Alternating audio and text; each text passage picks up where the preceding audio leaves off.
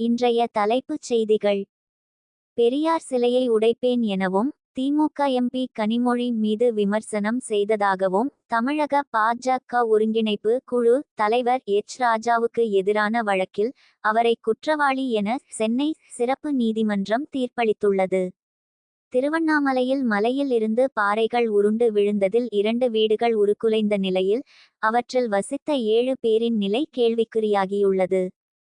புயலால் பெய்த கனமழையால் திருவண்ணாமலை ஆரணியில் கைத்தறி பட்டு நெசவாளர்கள் மிகுந்த சிரமத்திற்கு ஆளாகி இருக்கின்றனர். டெல்லியில் முன்னாள் முதல்வர் அரவிந்த் கெஜ்ரிவால் மீது நபர் ஒருவர் திரவம் வீசிய சம்பவம் பரபரப்பை ஏற்படுத்தியுள்ளது. குஜராத்தில் 19 வயது இளம்பெண்ணை பாலியல் வன்புணர்வு செய்து கொன்ற குற்றச்சாட்டில் கைது செய்யப்பட்ட நபரிடம் நடத்திய விசாரணையில் பல திடுக்கிடும் உண்மைகள் வெளிவந்துள்ளன. கர்நாடகாவில் 20 வயது பெண்ணை காதலித்து திருமணம் செய்த 40 வயது நபர் அடித்து கொலை செய்யப்பட்டுள்ளார். இச்சம்பவத்தில் பெண்ணின் குடும்பத்தினர் 6 பேர் கைது செய்யப்பட்டனர். மகப்பேறு விடுப்பு, ஓய்வூதியம், சுகாதார காப்பீடுகள், நோய்வாய்ப்பட்ட நாளில் விடுமுறை போன்ற மற்ற ஊழியர்களைப் போல் பாலியல் தொழிலாளர்களின் உரிமைகளை அதிகாரப்பூர்வமாக அங்கீகரித்த உலகின் முதல் நாடாக பெல்ஜியம் மாறியுள்ளது. அமெரிக்காவின் நியூயார்க் நகரைச் சேர்ந்த முன்னாள் Victoria secret model Louisiana Curtis தற்போது 47 வயதாகும். லூசியானா பிரேசிலில் உள்ள சா பாலோ நகரில் குடும்பத்துடன் வசித்து வருகிறார்.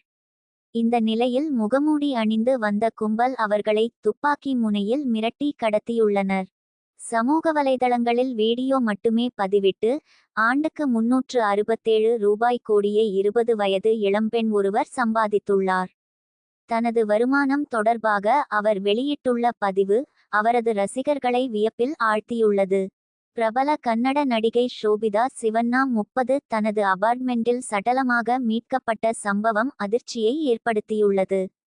பல்லாவரம் வேல்ஸ் பல்கலைக்கழகத்தில் நடந்த 15வது பட்டமளிப்பு விழாவில் நடிகர் எஸ். ஜே. சூர்யா, பேட்மிண்டன் வீரர் கோபிசாந்த் ஆகியோருக்கு கௌரவ டாக்டர் பட்டம் வழங்கி கௌரவிக்கப்பட்டது. தெலுங்கு நடிகர் நாக சைதன்யாவும் சோஃபிதா துலிபாலாவும் திருமணம் செய்ய உள்ளனர். இந்த ஜோடி டிசம்பர் 4ஆம் தேதி திருமணம் செய்து கொள்ளும் நிலையில் அவர்கள் தங்கள் திருமணத்திற்கு முந்தைய சடங்குகளை தொடங்கி உள்ளனர். வெள்ளிக்கிழமை இந்த ஜோடியின் ஹால்டி விழாவின் முதல் புகைப்படங்கள் சமூக வலைதளங்களில் வெளிவந்தன.